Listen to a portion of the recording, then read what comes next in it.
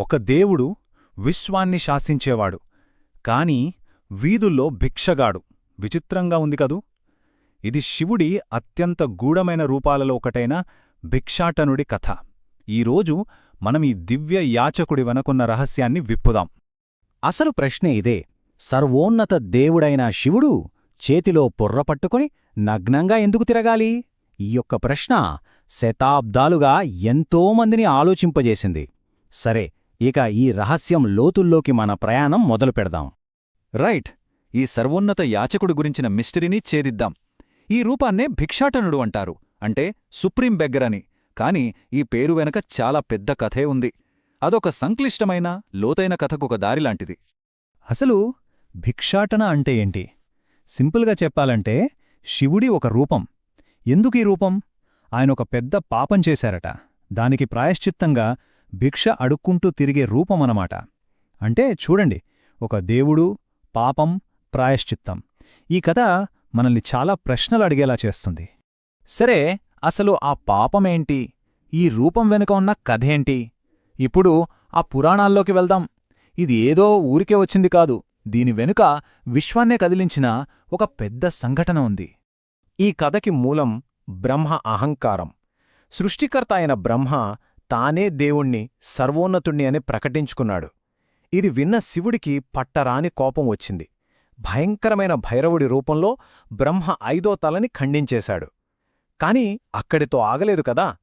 ఒక బ్రాహ్మణుణ్ణి చంపిన పాపం, అంటే బ్రహ్మహత్యా పాతకం, ఆ పుర్రె రూపంలో శివుడి చేతికి అంటుకుపోయింది. ఇక అంతే. ఆ పాపం పోవాలంటే పవిత్ర నగరమైన వారణాసిలో భిక్ష దొరికేదాకా ఇలా నగ్నంగా యాచకుడిగా తిరగాలని శాపం. శివుడు తీసుకున్న ఈ దీక్షకు ఒక ప్రత్యేకమైన పేరుంది, కపాలి, అంటే పుర్రెను ధరించినవాడు. ఇది కేవలం కథలో ఒక భాగం కాదు. నిజానికి ఈ పద్ధతి పూర్వకాలంలో ఉన్న కపాలిక అనే ఒక సన్యాసుల తెగ ఆచారాలను ప్రతిబింబిస్తుంది. అంటే చూడండి, పురాణానికి, వాస్తవ ఆచారాలకి మధ్య ఎంత దగ్గరి సంబంధం ఉందో. ఓకే, కథ తెలిసింది కదా. ఇప్పుడు అసలు ఈ విగ్రహాన్ని చూద్దాం. ఈ భిక్షాటన రూపాన్ని ఎలా చిత్రీకరిస్తారు? ఇది మామూలు శిల్పం కాదు. ప్రతి అణువులోనూ ఒక అర్థం, ఒక చిహ్నం దాగి ఉంది. ఇప్పుడు వాటిని ఒక్కొక్కటిగా విడమర్చి చూద్దాం. అసలు ఈ రూపం మనకేం చెబుతోంది? ముఖ్యంగా మనం గమనించాల్సినవి కొన్ని ఉన్నాయి. ఆయన నగ్నత్వం, 4 చేతులు, ఆ చేతిలో ఉన్న పుర్రెగిన్నె, పక్కనే ఆడుకుంటున్న జింక, కాళ్లకి చెక్క పాదుకలు, ఇంకా మోకాలికి కట్టిన గంట. వీటిలో ప్రతి ఒక్కదాని వెనుక ఒక ప్రత్యేకమైన అర్థముంది. ఈ రూపంలో మనల్ని అందరికంటే ఎక్కువగా ఆకట్టుకునేది బహుశా ఆయన నగ్నత్వం. చాలా దేవతామూర్తులకు భిన్నంగా ఉంటారు. ఇది ఏదో ఆర్టిస్టు తీసుకున్న నిర్ణయం కాదు. ఆయన ఒక బహిష్కృతుడు, అంటే సమాజం నుంచి వెలివేయబడ్డవాడు అని చెప్పడానికిదొక చిహ్నం. తన హోదా, ఆస్తులు, బంధాలు అన్నీ వదిలేశానని చెప్పకనే చెబుతోంది ఈ నగ్నత్వం. ఇప్పుడు ఆ జింకను చూడండి. ఆయన పక్కనే ఎగురుతూ గెంతులేస్తూ ఉంటుంది. ఆ జింక ఎందుకుంది? జింక చంచలత్వానికి ప్రతీక. మనసు ఎప్పుడూ ఒకచోట నిలవదు కదా. అచ్చం జింకలాగే ప్రకృతిలోని అడవి స్వభావం మీద, అలాగే మనసులోని ఆ చంచలత్వం మీద శివుడికి పూర్తి అదుపుందని చెప్పడానికే ఈ జింక. అదొక పవర్ఫుల్ సింబల్. ఇక కాళ్లకున్న చెక్క పాదుకలు, ఇవి చాలా చాలా స్పెషల్. ఎందుకంటే సాధారణంగా దేవతలను చెప్పులు లేకుండానే చిత్రీకరిస్తారు. కాని భిక్షాటనుడికి పాదుకలుంటాయి. ఎందుకు? ఆయన ఒక నిరంతర సంచారి, ఎప్పుడూ ప్రయాణంలోనే ఉంటాడని చెప్పడానికే.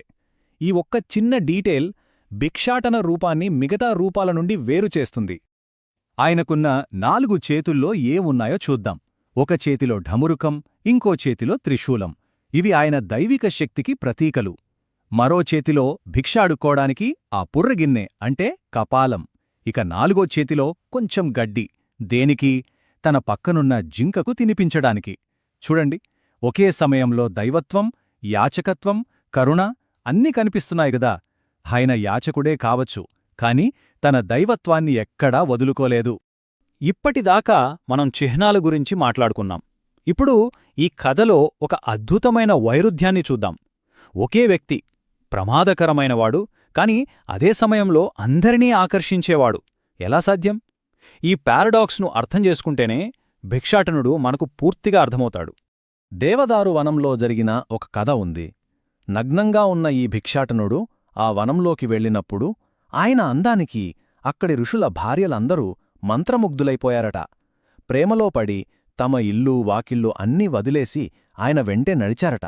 ఆలోచించండి, ఒకవైపు పాపానికి ప్రాయశ్చిత్తం చేసుకుంటున్న యాచకుడు, మరోవైపు అందర్నీ సమ్మోహనపరిచేంత సౌందర్యవంతుడు. అసలిదెలా సాధ్యం? ఎక్కడ చూడండి, ఈ రెండు వైపులా ఎంత తేడా ఉందో. ఒకవైపు భయంకరమైన పాపం చేసి శపించబడిన ఒక బహిష్కృతుడు, చేతిలో మనిషి పుర్రె పట్టుకుని ఒంటినిండా బూడిద పూసుకుని తిరుగుతున్నాడు.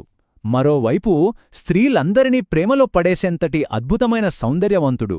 ఆయన్ని కీర్తిస్తూ ఎన్నో గొప్ప కవితలు రాశారు.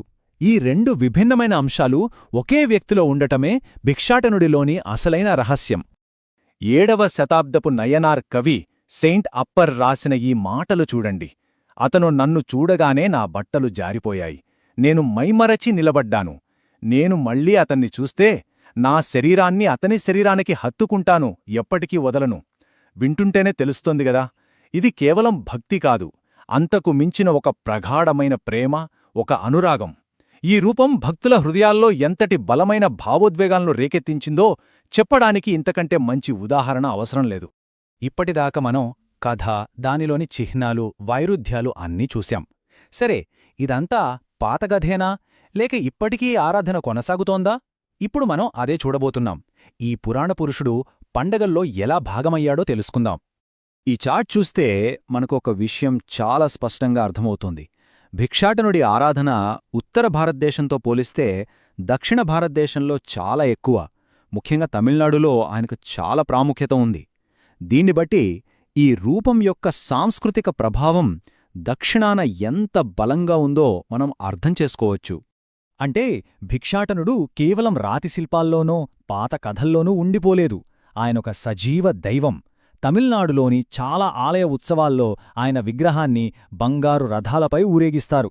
ఆ దివ్య యాచకుడి కథను నేరుగా ప్రజల మధ్యకే తీసుకువస్తారు. ఆయన ఇప్పటికీ భక్తులను ఆకర్షిస్తూ ప్రేరేపిస్తూనే ఉన్నాడు. మొత్తంగా చూస్తే ఈ దివ్యయాచకుడి కథ మనకేం చెబుతోంది?